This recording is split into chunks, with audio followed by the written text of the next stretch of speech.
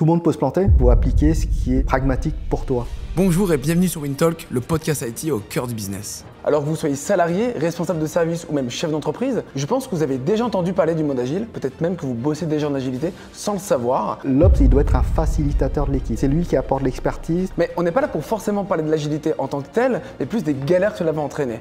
Comme par exemple des outils qui ne sont pas forcément adaptés. Pour mettre en place l'agilité, tu as des frameworks, des méthodologies. Une des plus connues, c'est SAFe. Comme des responsabilités ou des rôles qui sont mal définis dès le début. C'est pas pour nous qu'on le fait, c'est vraiment pour l'équipe. En tout cas, aujourd'hui, pour en savoir plus, on a le plaisir d'accueillir Kongming Ha, un expert de l'agilité avec plus de 20 ans d'expérience. Il a eu l'occasion de travailler avec Thomas, qui aujourd'hui va nous le présenter. Alors Mine, du coup, ça fait plus de 20 ans que tu travailles dans le secteur de l'informatique. Tu as occupé des très beaux postes, notamment des postes de directeur de projet, des postes de manager de transition. Tu as eu l'occasion aussi de manager plusieurs équipes dans différents secteurs, le secteur bancaire, le secteur de l'audit et du conseil, et de l'hôtellerie et du tourisme, là où on a eu l'occasion notamment de commencer à collaborer ensemble. Ouais.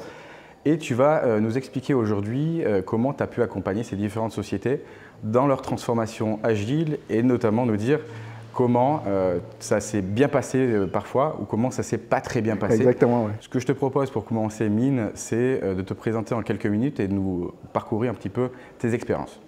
Donc effectivement, j'ai plus de 25 ans d'expérience. J'ai fait beaucoup de management. Les 3/4 de mes expériences sont faits à la production, forcément. Là, aujourd'hui, on parle d'agilité, etc.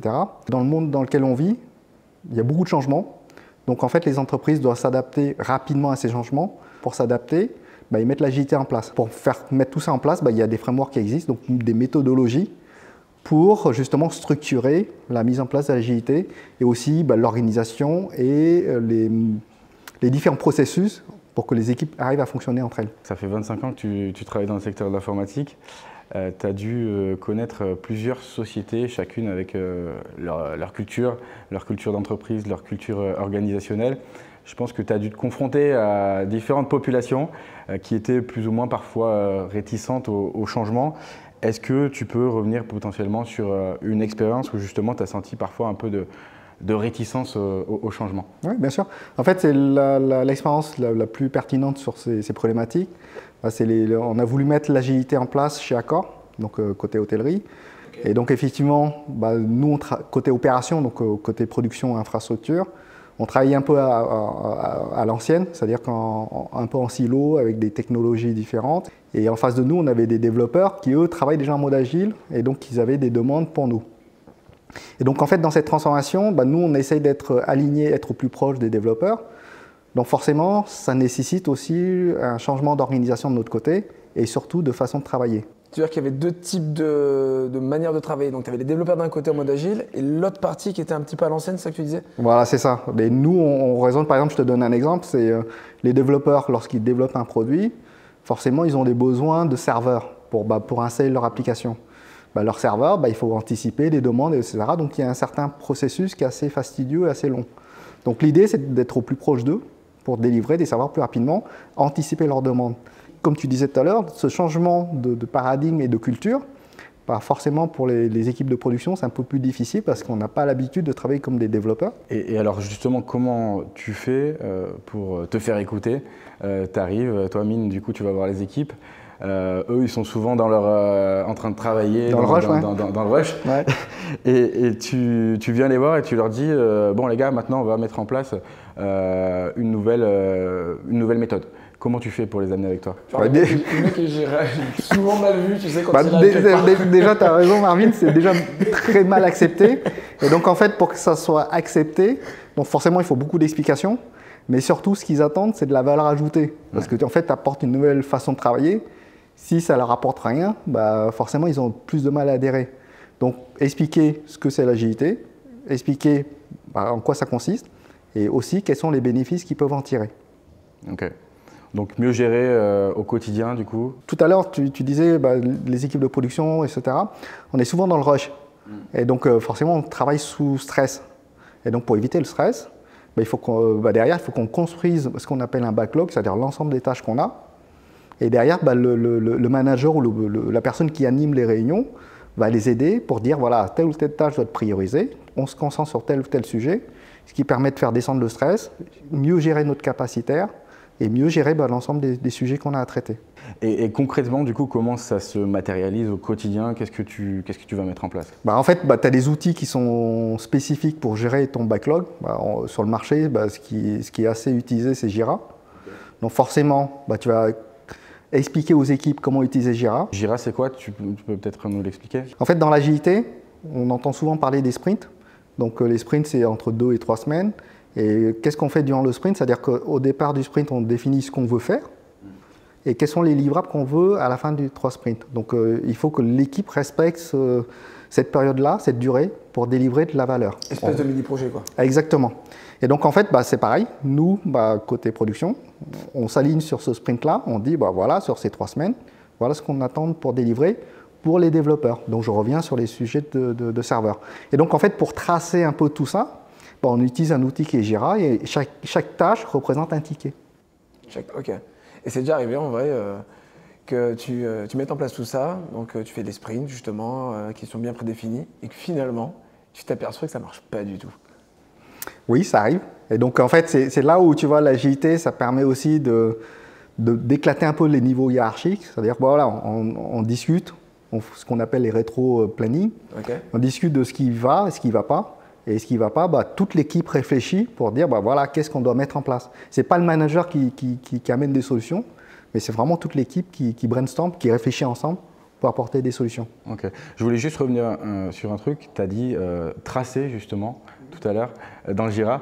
Comment tu fais s'il y a quelqu'un qui vient te dire ok, tu mets une nouvelle méthode en place, etc. Moi, je travaillais très bien avant. Là, tu veux voir tout ce que je fais dans l'outil. Est-ce qu'ils ne se sentent pas un peu surveillés? Tu as raison, ça c'est un des points de frustration qui est souvent remonté. Effectivement, on a la sensation que c'est tracé, mais en fait, comme je disais tout à l'heure, ça va aider aussi les équipes pour dire voilà, on a trop de sujets, voilà ce qu'on doit prioriser.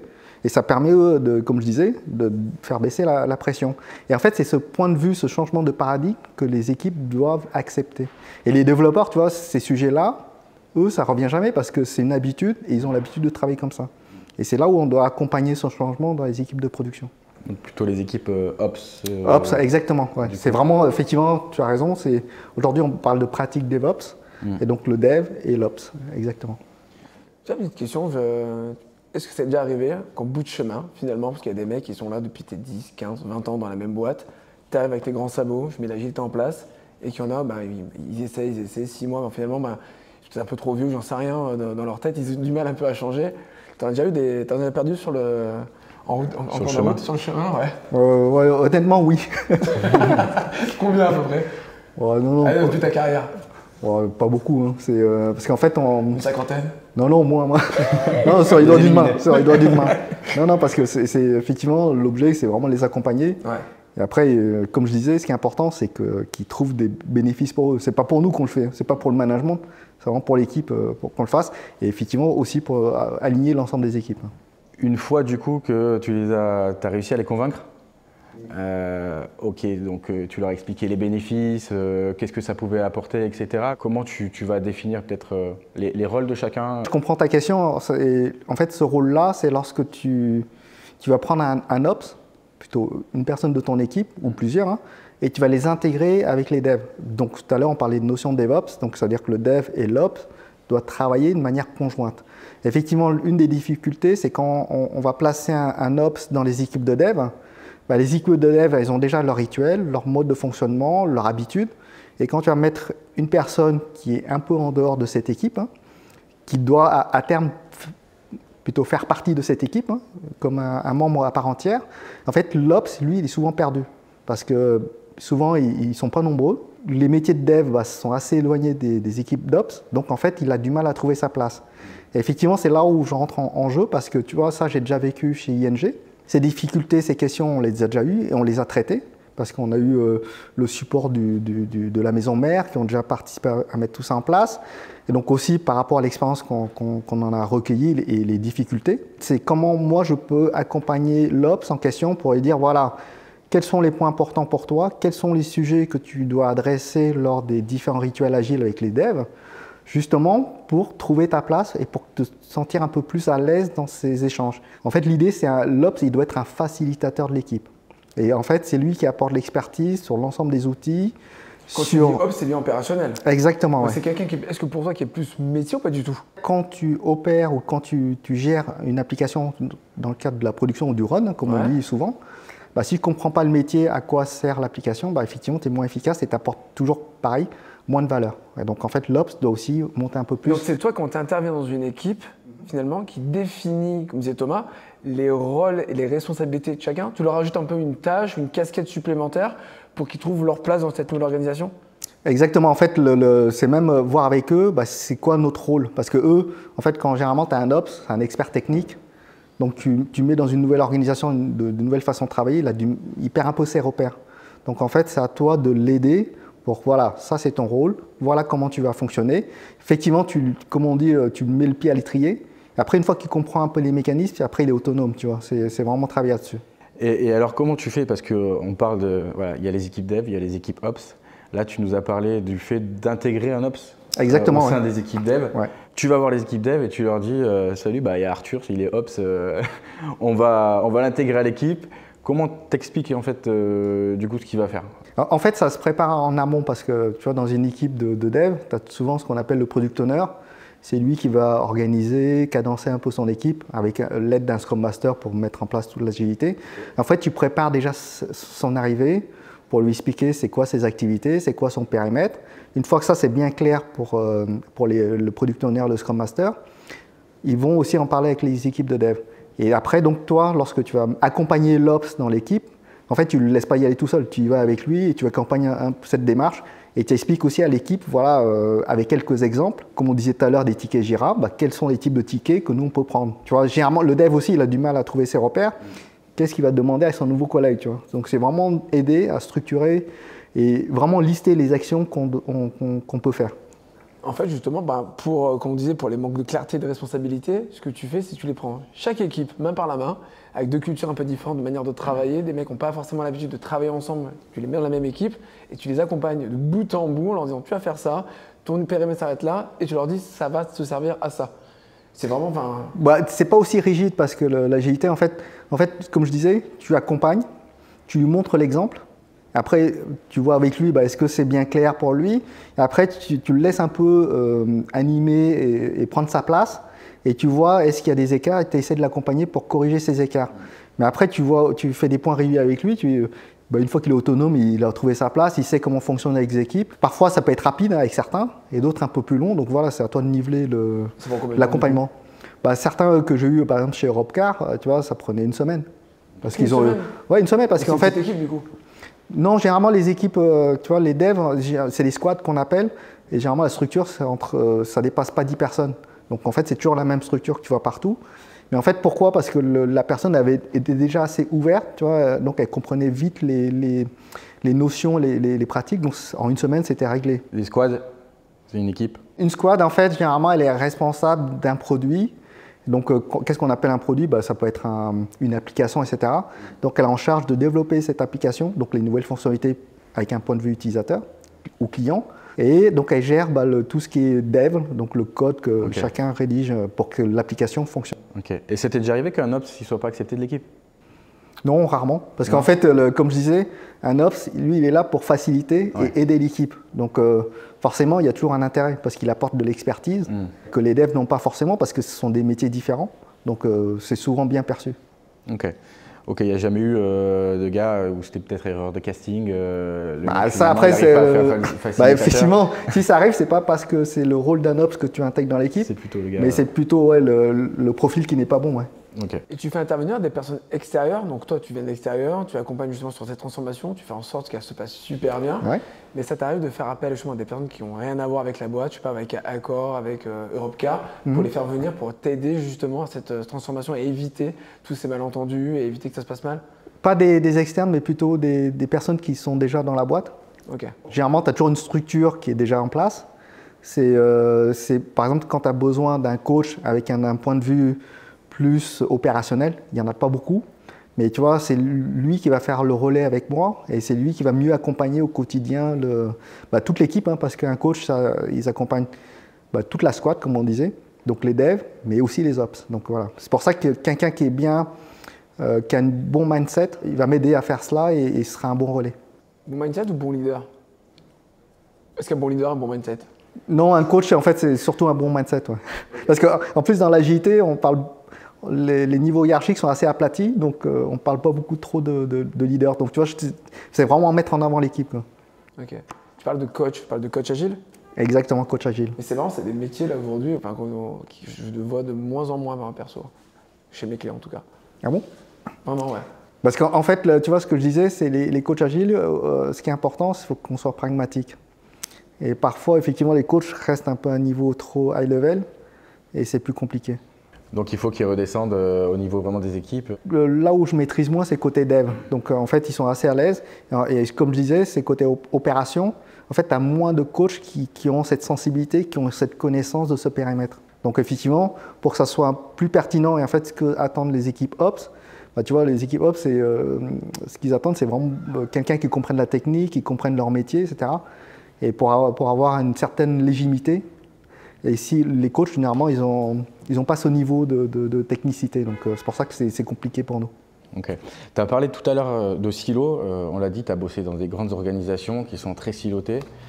Est-ce que tu as une expérience où tu as senti vraiment le manque de collaboration parce que justement, c'était trop siloté? Quand je suis arrivé chez ING en 2015, tu vois, malgré le fait qu'ils soient super matures en agilité, Ouais. mais en fait, ils sont super matures en agilité côté dev.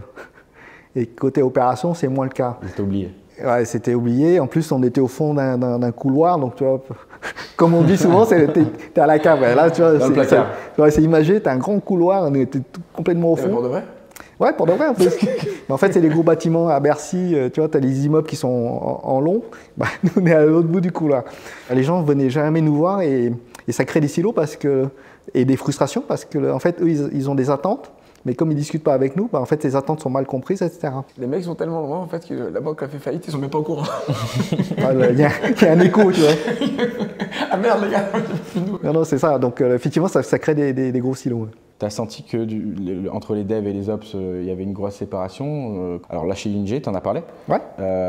Mais comment tu as fait pour… Bon, en fait, fusionner, tu vois, ce qu'on parlait tout à l'heure, c'est généralement pour mettre en place l'agilité, tu as des frameworks, donc en fait des méthodologies. Ouais. Et donc, une des plus connues, c'est SAFe. C'est quoi Safe? SAFe, en fait, c'est un modèle agile qui donne les bonnes pratiques, qui structure la façon de mettre en place l'agilité au niveau de l'entreprise. Donc ça, c'est super important. Au niveau de l'entreprise. Au niveau de J'ai l'entreprise. toujours entendu parler du safe, que c'est de l'agilité à grande échelle. Rien à voir ou Bah non, c'est exactement ça. à grande échelle? Ouais. En fait, quand on dit safe at scale, donc à grande échelle, en fait, ça veut dire qu'il faut que ça soit appliqué à l'entreprise. Parce qu'en fait, c'est une méthodologie qui marche que si toute la structure de l'entreprise est dans ce modèle-là. Et si c'est une petite boîte, on peut dire du safe? Aussi, ouais. Ok. En fait, safe, exactement, c'est une bonne question parce que safe, tu vois, généralement, on dit que c'est un framework qui est compliqué. Et effectivement, quand tu vas sur leur site, tu as des icônes de partout, il y a plein de niveaux différents. Et en fait, c'est très compliqué quand tu le regardes. Mais en fait, une fois que tu maîtrises, en fait, c'est comme tout, hein. Tu peux prendre des idées par-ci, par-là, les bonnes pratiques, et tu peux l'appliquer de manière assez simple. Et donc, on n'est pas forcément obligé d'appliquer tout safe, mais tu peux prendre les bonnes idées pour que ça marche dans ton contexte. Et donc ça, c'est important. Et selon toi, Safe, c'est adapté à toute taille d'entreprise? En fait, Safe, c'est appliqué lorsque, généralement, c'est au-delà de 50 personnes. Pourquoi c'est adapté quand c'est au-delà de 50 personnes? Parce que quand tu as plus des équipes au-delà de 50 personnes, il faut les aligner et les coordonner. Et donc Safe va t'aider à faire ça.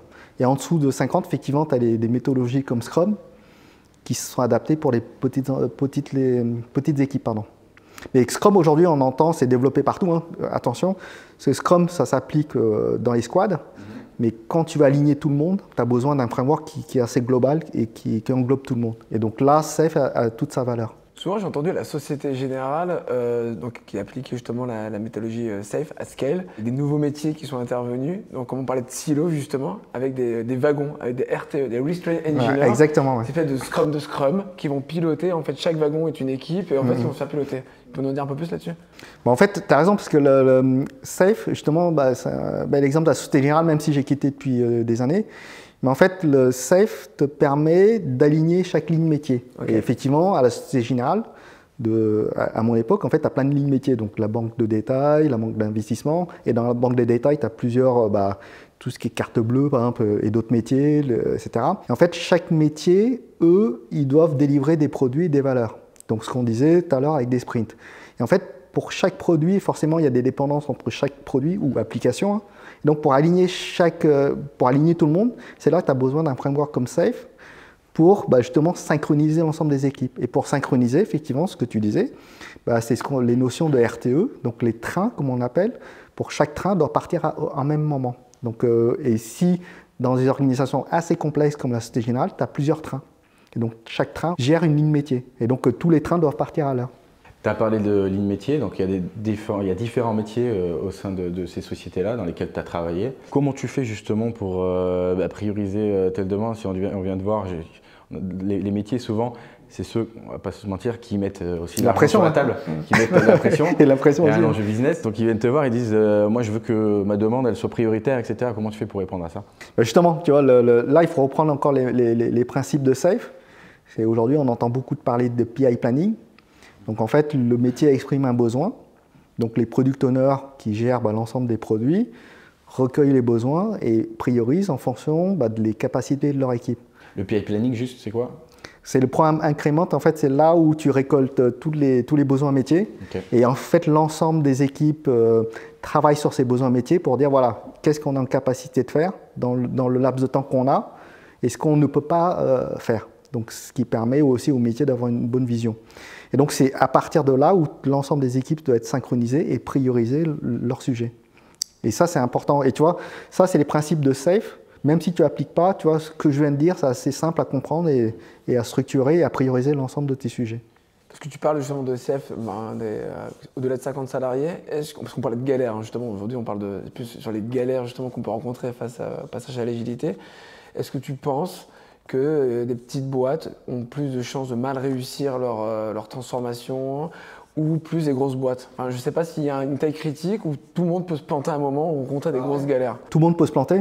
Parce que si tu ne comprends pas les méthodologies agiles et la valeur que ça peut apporter, effectivement, tu peux te planter. Parce que comme je disais tout à l'heure, en fait, il faut appliquer ce qui est pragmatique pour toi et qui apporte de la valeur pour tes équipes. Donc voilà, que ce soit Safe, Scrum et autres, mais il faut voir quels sont les livrables que tu veux en sortie, quels sont les objectifs que tu te fixes. C'est-à-dire que tu veux dire qu'il y a des mecs dans des boîtes, ils ont vu justement la théorie, ils l'appliquent au pied à la lettre, et en fait, qui ne sont pas forcément adaptés à ce qu'ils attendent. Ouais. Et en fait, ils se cassent la gueule parce qu'en fait, il n'y a pas vraiment de vrai intérêt derrière.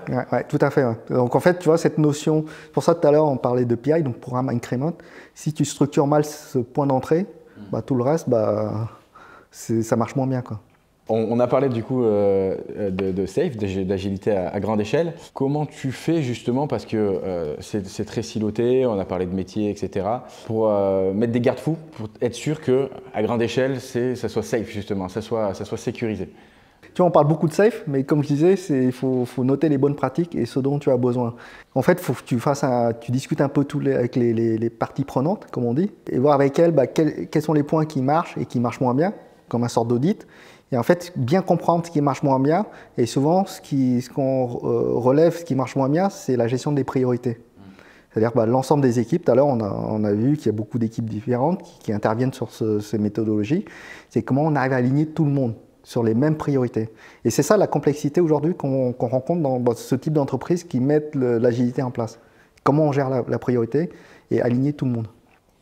Ok, mais est-ce qu'il y a des garde-fous que tu mets justement dans ces organisations ou... Les garde-fous, en fait, tu n'as même pas besoin d'en mettre parce qu'en fait, c'est les résultats en sortie de chaque sprint. Okay. Donc, au bout de 3 semaines, tu sais que tu dois délivrer.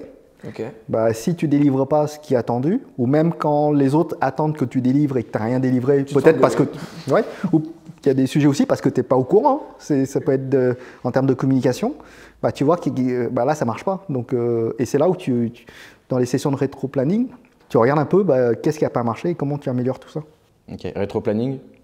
Rétro-planning, c'est à la fin d'un sprint, tu réunis toute l'équipe et tu identifies ce qui marche et ce qui marche moins bien. Et justement, sur ces bonnes pratiques, ça me fait penser à un truc. Tout à l'heure, on parle de choses que j'ai l'impression depuis que, avec les études ou quoi, même des fois, je vois mon frère, d'autres personnes, en fait, où c'est un petit peu ancré, un peu dans les mœurs. si tu veux, de travailler en agilité. Est-ce que c'est pas forcément une question de plus une question de génération que de passer sur ce mode-là? Est-ce que peut-être les générations actuelles, j'ai envie de dire, là, les jeunes qui arrivent, 20, 25 ans, qui commencent à bosser, elles auront besoin de faire ces transformations? Ça sera déjà ancré? Ou est-ce que peut-être il y a une autre passage? Enfin, je sais pas, tu vois ce que je veux dire? Ouais, je vois. En fait, c'est un peu, la réponse va être un peu mitigée, parce qu'en fait, ça dépend des personnes et pas des générations. En fait, tu peux avoir quelqu'un de plus âgé qui a envie de comprendre ces mécanismes, qui est curieux, donc forcément, il va être beaucoup plus ouvert à ces changements, et d'autres où ils disent « Tiens, moi, je suis là pour faire de la technique, je fais du code, même pour un côté opération, qui ne veut pas trop changer ses méthodologies. » Tu vois, donc, il se dit aussi bah, « Moi, je suis là pour faire du projet. » Donc, effectivement, ce genre de personnes, tu as plus du mal à faire bouger. Donc, c'est vraiment, ça dépend des personnes et pas des générations. Ouais. Ok, donc la génération Z, on la laisse tranquille. Oui et non, parce qu'en termes de management, c'est plus compliqué aussi. Ça fait 10 ans qu'on bosse dans le monde du conseil. Quand on a commencé, c'était en mode, voilà, je prospecte, j'appelle, etc. Enfin, on ne se posait pas de questions. Là, aujourd'hui, on se rend compte qu'on voulait peut-être appliquer les mêmes méthodes qu'on avait connues il y a 10 ans, mais ça a changé. Et la génération Z, du coup, n'est pas forcément aussi favorable à ce qu'on mette en place des nouveaux outils. Enfin, je ne sais pas si tu es d'accord avec ça, Marvin. Ah non, mais complètement. En fait, tu leur dis des trucs, tu as l'impression de passer pour les vieux cons, si tu veux, qui donnent les bonnes pratiques, qui ont fait leurs preuves à l'époque. Et c'est vrai que des fois, quand on reprend un petit peu les mêmes pratiques, ça ne marche pas forcément. Ils se rendent compte que finalement, il faut s'adapter, si tu veux, à un contexte qui change complètement. Et même d'ailleurs, tu parlais d'outils, d'ailleurs, qui ne sont plus forcément en fait, adaptés à la situation. D'ailleurs, bah, c'est un petit peu l'un des sujets qu'on va aborder. Sur les outils, quand tu passes en mode agile, est-ce que tu as des outils qui ne sont pas forcément adaptés aujourd'hui par rapport à l'ancienne méthode de travail? Ah oui, c'est complètement différent parce que l'ancienne méthode, bah, je donne un exemple sur la partie opération ou les serveurs. Tu vas souvent sur les serveurs, tu configures, etc. Et maintenant, en fait, avec l'agilité, bah, tu as tout ce qui est cloud public, etc. Et donc, en fait, les clouds publics, tu ne vas pas te connecter sur le serveur pour faire des opérations. Qu'est-ce qu'un cloud public? Un cloud public, c'est par exemple AWS, donc le cloud public d'Amazon, ou le cloud public Azure de chez Microsoft, ou GCP, hein, c'est pour ne pas faire de pub aussi chez Google. Voilà, en fait, c'est des infrastructures qui sont pas dans tes data centers, qui sont sur un partenaire externe. Voilà. Et en fait, avec cette nouvelle façon de travailler, en fait, tu vas t'orienter, ton métier, il change aussi, parce qu'aujourd'hui, avec les bonnes pratiques, tout doit être fait sur du code, en fait, comme un développeur. Pourquoi? Parce que ça va permettre de pouvoir reproduire plus facilement, pouvoir aussi corriger, avoir tout l'historique des changements, donc c'est beaucoup plus suivi. Et en fait, on applique aussi côté opération ce qu'on appelle le peer review, donc c'est-à-dire que tu fais ton code, mais tu as un de tes collègues qui va vérifier ce que tu as écrit. Donc ça permet d'avoir un regard neuf, etc., pour justement fiabiliser tout ce que tu fais. Et donc en fait, avec ces nouveaux outils, ces nouvelles approches, forcément, tout ce qui est outils d'avant, c'est plus les mêmes. Donc aujourd'hui, c'est ce qu'on entend souvent avec les bonnes pratiques de DevOps. Tout ce qui est CI/CD, donc CI Continuous Integration, donc tout ce qui est développement, et CD, c'est comment tu vas déployer, donc c'est Continuous Deployment. Pardon. Okay. Donc effectivement, les outils changent. Et les pratiques changent aussi. Donc il faut accompagner les équipes sur ces nouvelles technos. Ça doit être assez lourd, même financièrement, finalement. Parce que quand tu dois basculer, changer complètement d'outils, la gestion des outils, accompagner même les équipes sur ce changement d'outils, en fait, qui n'ont pas vraiment l'habitude, ça prend du temps, ça coûte de l'argent. Je comprends qu'il y a peut-être des boîtes qui sont un peu réfractaires à tout ça, non? En fait, tu n'as pas le choix parce que aujourd'hui, si ta stratégie c'est d'aller dans le cloud public, en fait, c'est les bonnes pratiques, il faut le faire. Donc, tu n'as pas le choix. Et ceux qui prennent le virage, ils sont KO, excuse-moi. Non, en fait, tu peux le faire à petite échelle. Mais dès que tu dois industrialiser, là, tu vas perdre plus d'argent que d'automatiser et investir sur les nouvelles compétences et les nouvelles façons de travailler. Et comment, du coup, tu t'as parlé des nouveaux outils, les clouds, etc. Comment tu formes, comment tu accompagnes tes équipes là-dessus? Par exemple, chez Accor, on a mis en place tout le programme de Move to Cloud, donc migrer tout ce qu'on avait dans les data centers, donc l'hébergement dans des salles informatiques, vers les clouds, notamment chez AWS et chez Azure. Et donc forcément, c'est des gros investissements. Et donc ce que tu demandes aussi, c'est des entreprises qui sont spécialisées pour t'accompagner là-dedans, ou aussi le AWS eux-mêmes, donc qui te donnent les bonnes pratiques, les bonnes guidelines, qui t'aident aussi effectivement à structurer ton organisation pour que ça soit orienté agile et effectivement aussi pour gérer ces nouvelles technologies. Donc en fait, tout ça, c'est assez lié. Donc l'agilité, le cloud, le DevOps, en fait, tout ça, c'est assez lié. Donc il faut, quand tu fais une transformation, il faut prendre toutes ces dimensions. Et les fournisseurs justement de cloud, selon toi, comment ils fonctionnent? Ils se gavent un peu ou Quand tu as des grosses structures comme Accor où on va aller dans le cloud, forcément, ils mettent les moyens pour t'accompagner. Donc tu vois, on a fait aussi des sessions de jeu où on embarque beaucoup les équipes pour qu'ils montrent par le jeu comment on développe, comment on construit un produit. Et franchement, ça apporte des super résultats parce que les gens sont, tu vas parler de génération, tout le monde a été bien embarqué, etc. Donc forcément, ils mettent les moyens. Toi, de ton côté, c'est indispensable de faire ce changement. Et après, ce qui est important, c'est mettre le FinOps, donc la partie financière, contrôler tout ce que tu fais, quoi. Okay. Et ça, c'est super important. On va se mettre à dos la génération Z. Ils vont tous passer le podcast. Donc en fait, les outils qui entraînent des nouveaux métiers, avec des nouvelles manières de travailler, on parle de FinOps, on parle de DevOps, de CI/CD. Mais juste pour finir un petit peu vraiment sur les outils, est-ce que tu as eu un passage, un changement d'outil où ça a complètement foiré, où tu pourrais donner une recommandation justement pour éviter tout ça? Ce genre d'échec, comme tu le dis, je ne l'ai pas rencontré parce qu'on a bien réfléchi sur la stratégie qu'on voulait faire. Quelle est la démarche? Tu vois, c'est pareil, c'est quand tu déploies une nouvelle techno, toujours penser comment tu vas la déployer, à quoi ça va te servir, et après, quels sont les process et l'organisation adaptées à cette façon de travailler.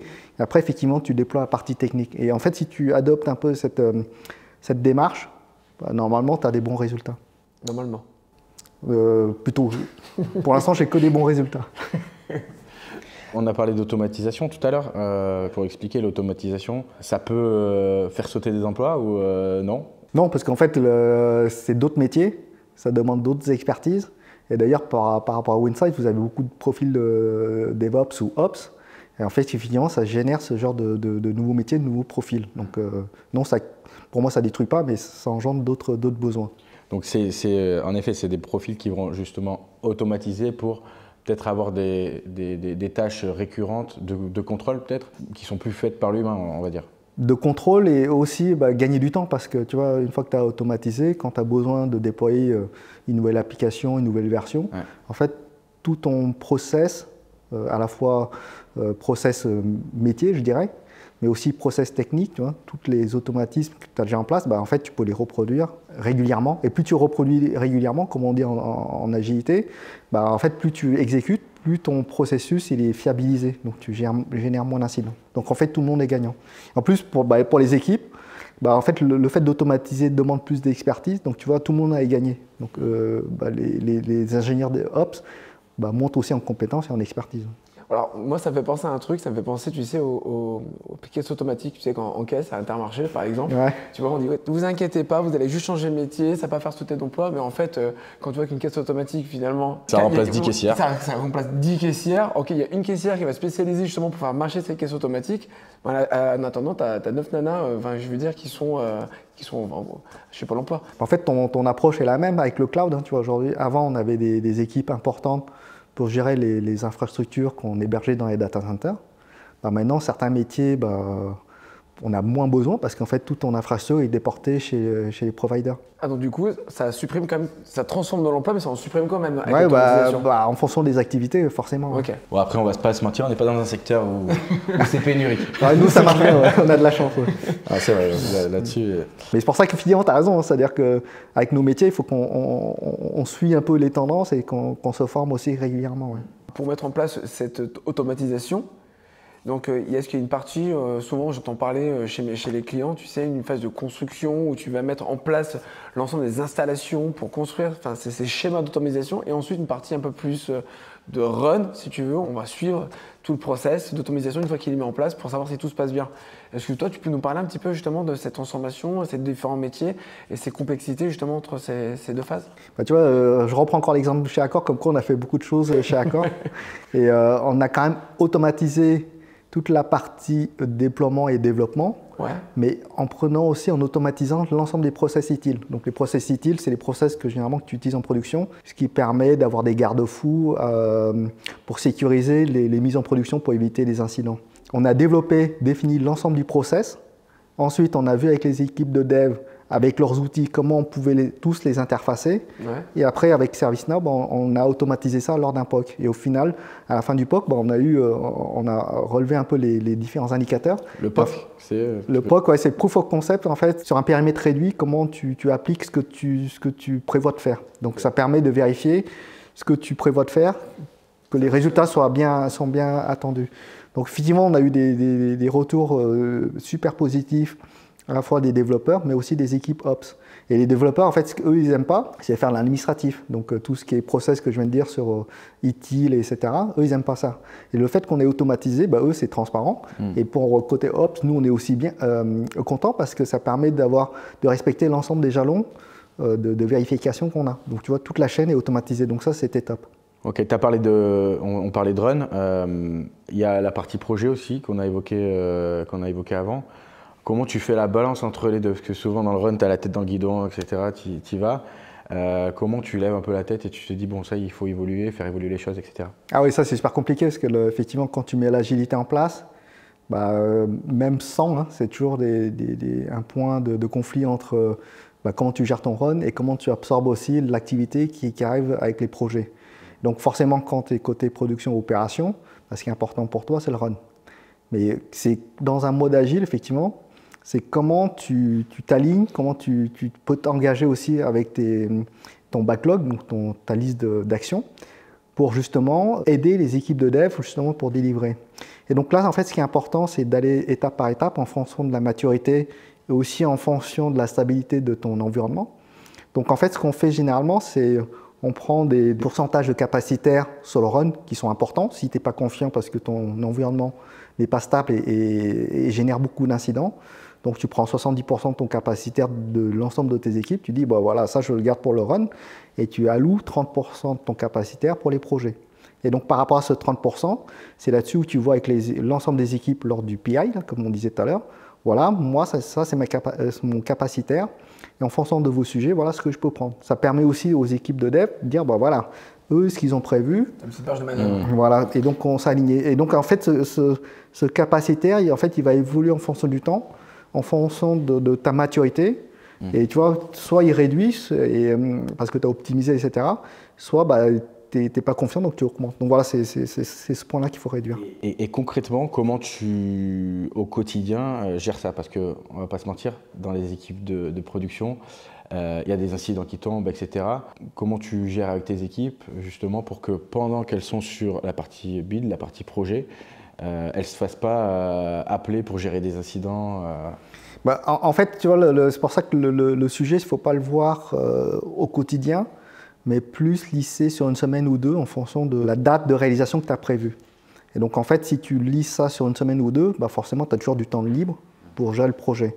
Et effectivement, ce que tu dis, c'est important parce que quand il y a un incident, effectivement, la priorité, c'est le run. Donc, la partie projet, elle est reportée à plus tard. Mais comme tu le lisses dans le temps, tu peux toujours le traiter, pas dans l'immédiat, mais un peu plus tard. C'est pas Donc, tu évalues ton capacitaire en prenant en compte les fréquences d'incidents. Le volume d'incidents, Le volume d'incidents, tout à fait. À quelle fréquence? Généralement, tu l'estimes sur un mois. Après, tu fais une règle de 3 ou ce que tu veux. Et après, tu lises par semaine ou comme tu veux. Peut-être par semaine, c'est un peu court, mais pareil, ça dépend des contextes et comment tu nivelles, quoi. Et toutes les boîtes, elles fonctionnent plus ou moins comme ça pour gérer le run et le build? Non, pas forcément. Et tu vois, c'est là où on peut les aider à se transformer. Parce que ce que je dis là, c'est pas très compliqué, mais tu vois, c'est des petites astuces comme ça qu'il faut partager avec les gens pour qu'ils puissent mettre en place facilement. La communication? Oui, beaucoup. Un peu comme dans tout en fait. Oui, dans tout, dans l'agilité aussi. Ouais. Mais tu vois, il faut avoir un peu d'expérience aussi pour amener cette approche. Même si ce qu'on dit là, ça semble évident, mais tu vois, il faut l'avoir en tête pour le faire. Quelle grande qualité il faut justement dans cette transfo agile pour pouvoir emmener les gens avec toi? Déjà, il faut que tu maîtrises ton sujet. Et en maîtrisant ton sujet, forcément, ta communication est beaucoup plus claire et beaucoup plus simple à appréhender. Et donc, je reviens toujours sur l'agilité, c'est quelle valeur tu vas leur apporter. Ça, c'est super important. Donc si demain, si tu regardes, tu t'adresses aux auditeurs et qu'ils ont envie de faire le même métier que toi, tu leur dirais de passer par quoi? Parce que toi, voilà, tu as connu plusieurs expériences, tu as évolué, etc. Qu'est-ce qu'il faut faire pour atteindre ce métier-là? Déjà, comprendre ce que sont les opérations, comment ça fonctionne, c'est quoi les métiers, ton activité. Bien comprendre les modèles d'organisation. Donc moi, c'est ce que j'appelle le modèle opérationnel. Donc le modèle opérationnel, c'est comment les équipes fonctionnent entre elles, l'ensemble des process, etc. Avoir une fibre un peu technique, parce qu'effectivement, dans les métiers aujourd'hui, c'est assez technique, et aussi pour discuter avec tes équipes. Et avec ça, normalement, effectivement, et comprendre l'agilité. Tu n'as pas besoin de rentrer dans le détail de SAFe, mais comprendre vraiment la globalité, comment ça marche, et avec ça, tu es capable de le faire. Ok. Et sur les valeurs, du coup, ou en tout cas les valeurs ou les compétences plus personnelles, du coup, est-ce que tu penses qu'il faut faire preuve de leadership? Oui, leadership, oui, parce qu'en fait, comme tu fais un changement, il faut avoir du leadership. Mais ce qu'on dit depuis tout à l'heure, c'est vraiment la communication, ça c'est super important. Il faut vraiment adhérer les gens, ça c'est... Pour adhérer, il faut avoir du leadership, non? Il faut qu'ils comprennent, pas forcément, parce que si tu adhères et que les gens trouvent du bénéfice pour eux, forcément c'est plus facile, quoi. Donc c'est une histoire de relation, une histoire d'humain finalement. Beaucoup, ouais. Dans un couple, quoi, finalement. C'est un peu comparé. Et du coup, donc, on a parlé de plusieurs problèmes qu'on a pu rencontrer par rapport à une transformation. Est-ce qu'il y a un risque plus certain à un moment donné que d'autres? Je veux dire, est-ce que c'est plus sur la phase de gestion du run ou du build, sur le changement d'outillage, sur la silo, sur la responsabilité des rôles? Est-ce qu'il y a un moment qui est plus critique que d'autres? En fait, le moment le plus critique, c'est comment tu mets en place tout ça. Et effectivement, la partie la plus critique, pour moi, c'est comment tu vas intégrer un Ops dans l'équipe de dev. Et ça, effectivement, c'est critique parce que c'est des sujets qui sont visibles, à la fois du dev et aussi de l'Ops. Donc, et dès lors que c'est visible, c'est un peu plus compliqué à gérer. Et où il faut faire beaucoup plus attention. Je n'ai pas compris quand tu dis c'est visible. C'est visible parce que le dev voit quelqu'un arriver dans son équipe. Donc forcément, il voit une nouvelle activité, une nouvelle personne qui intègre l'équipe. Pour l'Ops, lui, c'est plus une sorte d'ambassadeur des équipes opérationnelles. Donc il va raconter un peu sa vie avec ses autres collègues. Donc effectivement, c'est visible des deux côtés. Donc c'est important. J'ai l'impression que c'est là où tu as eu plus de galères, non? C'est plus d'accompagnement, je dirais. Ouais. Ok, prends par la main. Non, c'est expliquer aux gens des deux côtés. Donc effectivement, il faut que tu passes beaucoup plus de temps. Donc des deux côtés, c'est le dev et l'Ops. Est-ce qu'il y a une transfo qui s'est très mal passée dans ce que tu as connu? Mal passé, non, mais des ajustements, tu en as toujours. Donc par exemple, tu vois, ING, quand on a fait le premier virage vers le DevOps, etc., avec les équipes de dev être plus proches d'elles, donc ça s'est bien passé. Après, on allait encore plus loin, on a fait You Build It, You Run It. Donc ce qui veut dire que chaque équipe est autonome. Effectivement, là, c'est plus compliqué parce que ça nécessite beaucoup plus d'expertise et de compétences. Et donc, forcément, une personne a un certain nombre d'expertises. On ne peut pas toutes les avoir. Donc, c'est là où ça s'est complexifié. C'est quoi le cas le plus extrême de résistance au changement que tu as connu? Chez Accor, quand on a voulu le mettre en place, en fait, comme les gens étaient habitués à travailler dans un mode plutôt legacy, même si ce n'est pas péjoratif, depuis des années et des années, toi, tu apportes un changement avec l'agilité. C'est beaucoup plus compliqué pour eux. Donc, beaucoup d'explications, beaucoup de temps à expliquer, mettre en place par étapes, par petits bouts, comme on dit, par petits pas, pour le faire. Bon, on arrive à la fin du coup du sujet principal, la transformation agile. Maintenant, on va passer à des questions beaucoup plus courtes, en mode anecdote. Donc, Mine, j'ai une première question pour toi. C'est quoi la pire décision qu'un dirigeant a prise sous tes yeux? La décision la plus compliquée, à mon avis, c'était quand chez Accor, on voulait faire du full cloud. Parce qu'en fait, là-dessus, je n'étais pas persuadé, j'étais moins convaincu sur cette décision.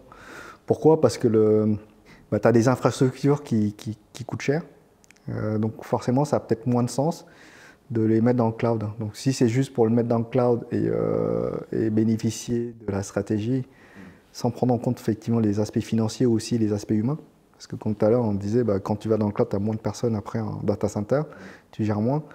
Et après, tu as d'autres problèmes techniques à gérer, comme ce qu'on appelle les latences, donc les temps de communication entre toutes les briques techniques, donc c'est beaucoup plus complexe à gérer. Donc, c'est là où j'avais eu un peu plus de mal.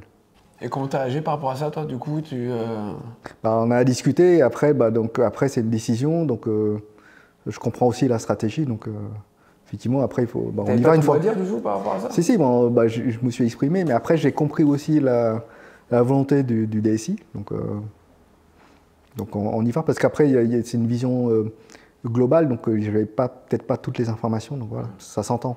Ok. Et du coup, est-ce que tu as déjà vu une transformation agile faire couler une boîte? Ah non, non, pas encore. Non, Plutôt jamais. même, non, jamais. Parce que pas encore, après je suis foutu, quoi. Alors, on va dire couler, mais même vraiment faire baisser l'activité business, je veux dire, d'une boîte à cause de la transformation agile, si c'est pas la faire couler. Moi, je le vois pas parce que, tu vois, moi, je gère les opérations. Ouais. Et donc, nous, comme je disais tout à l'heure, on est un facilitateur. Donc, généralement, si ça se passe mal, c'est plutôt parce qu'on n'a pas respecté ses engagements ou on a pris trop de sujets de développement, effectivement. Donc, dans ce cas, en termes de délai, bah, tu ne respectes pas les délais par rapport à ce que tu t'es engagé avec le métier. Mais ça, c'est moi, ma partie, c'est plus la partie côté dev, Côté dev. Parce produit. Il y a pas mal de fois, enfin, même on dit que l'IT, c'est un peu les fonctions support, en fait, justement, du business. Et que finalement, des fois, si ça merde, c'est à cause du support et on vous tape un peu sur les doigts. Est-ce que c'est vrai, ça? Bah, en fait, ce que tu dis, c'est le support du business. En fait, c'est tout l'IT qui est support du business et pas que la production. En fait, nous, la production, nous, on supporte le produit pour que l'ensemble des applications, les services qu'on rend fonctionnent. Mais après, effectivement, quand on parle de support, c'est-à-dire que le métier a un besoin et qu'on doit plutôt tout mettre en œuvre pour respecter ses besoins. Et donc là, effectivement, la notion de support est beaucoup plus large. En mode recette de cuisine et de manière synthétique, c'est quoi les bons ingrédients pour une transformation agile? Simple.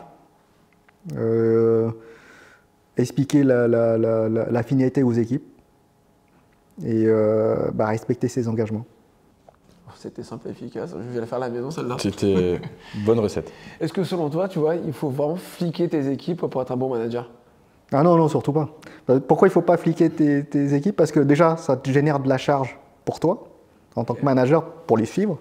Et en plus, pour eux, ils se disent, tiens, mon manager me flique sans arrêt.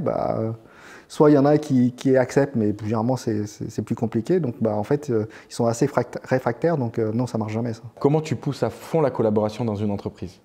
Pour pousser à fond la collaboration dans une entreprise, chacun doit connaître les contraintes de l'autre. En fait, dès lors que chacun sait comment l'autre fonctionne, c'est beaucoup plus simple à travailler ensemble. Donc la communication, finalement, et la compréhension du contexte de l'autre. Oui, tout à fait. Comme dans un couple, tu le disais tout à l'heure. Comme dans un couple. Ouais, comme dans un couple. Okay. Mais en vrai, Mine, on va pas se mentir, c'est pas du bullshit, l'agilité, en vrai.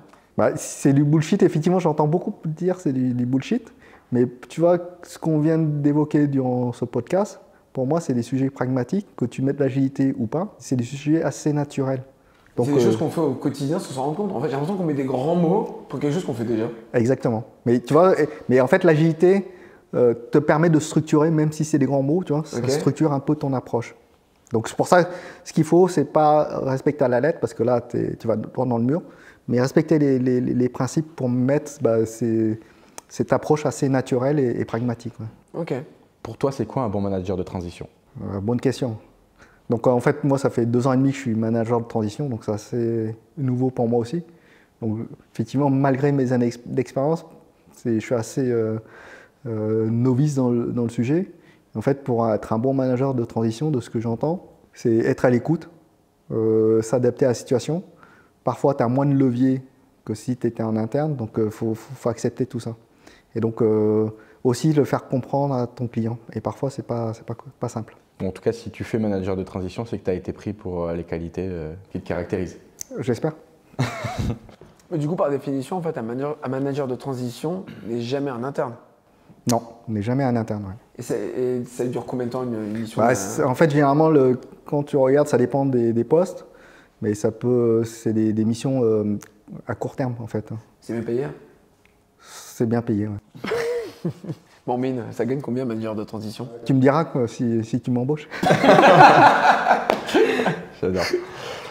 Est-ce que tu as vu des effets néfastes d'une transformation agile? Oui, parce que en fait, les équipes sont frustrées. Tu délivres moins ce qui était prévu, oui, ça arrive. Hein. Comme sur du court terme, après, oui et non, parce qu'en fait, il faut que l'entreprise se rende compte et mette les mesures de correction, et ça, c'est moins évident.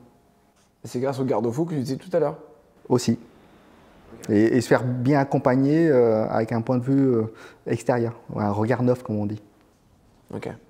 C'est quoi ta meilleure expérience d'une transformation agile? En fait, c'est chez ING, donc ça remonte à loin. Pourquoi c'est une bonne expérience? Parce qu'on a vécu des hauts et des bas. Donc ça a permis de voir ce qui fonctionnait et ce qui fonctionne moins bien. Donc c'était vraiment top. Et donc on avait justement, quand on parle d'agilité, on avait droit à l'échec, donc ce qui permet aussi de corriger. Donc ça c'était bien. Tu étais un petit peu en mode bac à sable en fait. Plutôt pas vraiment bac à ça parce qu'on avait quand même les principes qui sont dictés par la maison mère, etc., sur l'organisation. On était très accompagnés sur cette transformation.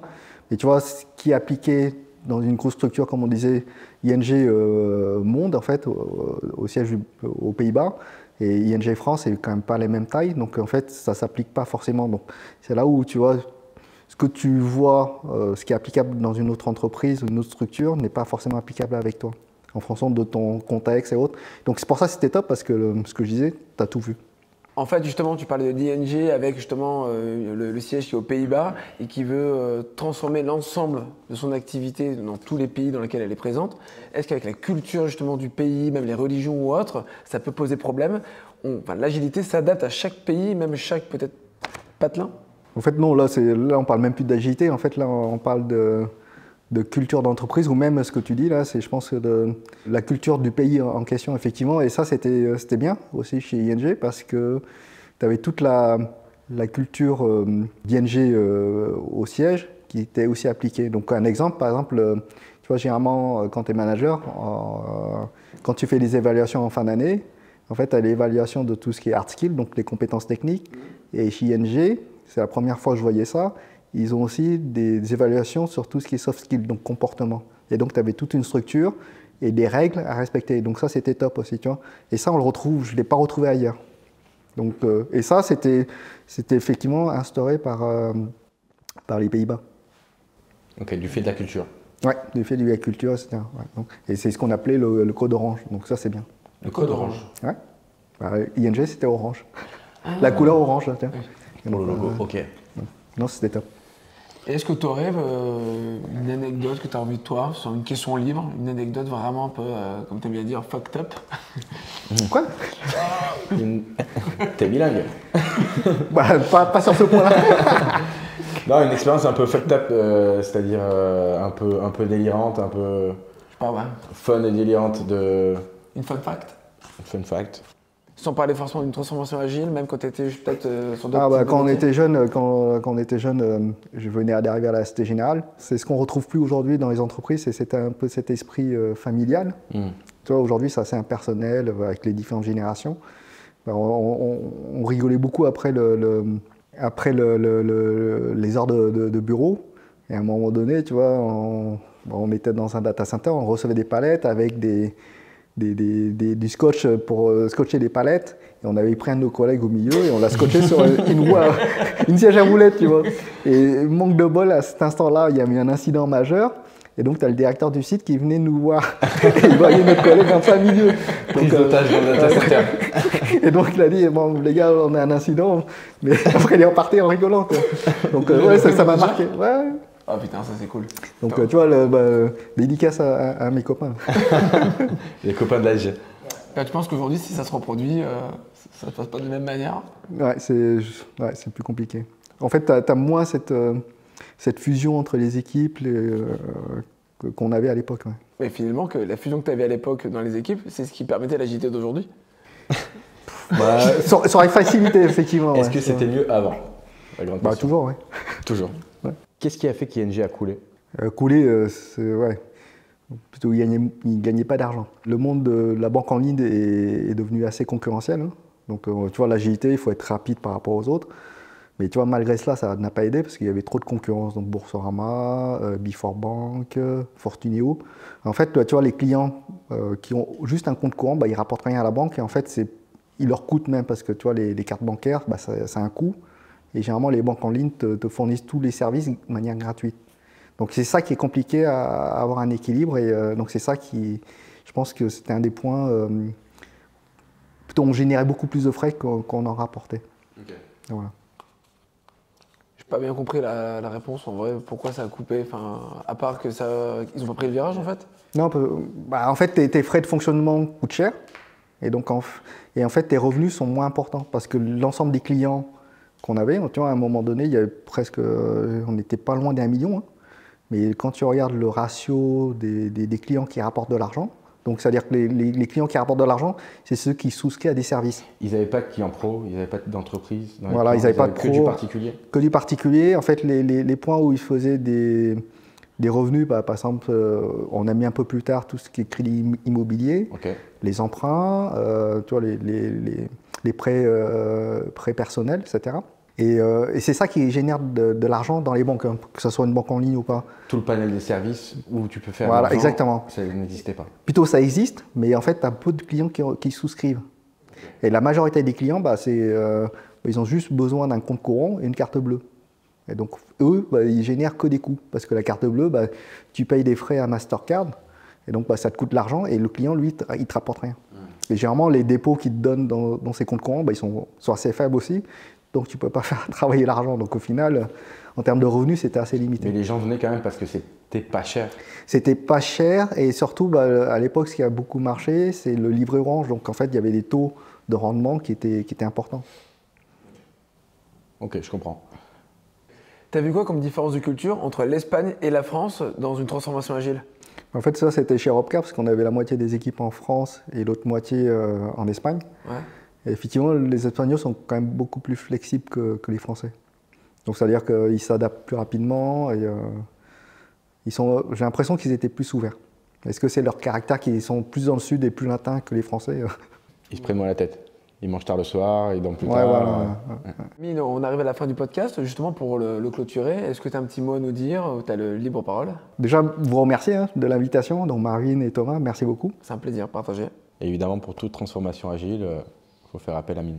Merci Thomas, merci Marvin. Merci à tous d'avoir écouté cet épisode. N'hésitez pas à vous abonner ou de laisser un avis positif sur la plateforme de votre choix. C'était Marvin Et Thomas, de WinTalk, le podcast qui rend l'IT accessible à tous. on vous dit à très vite pour un prochain épisode.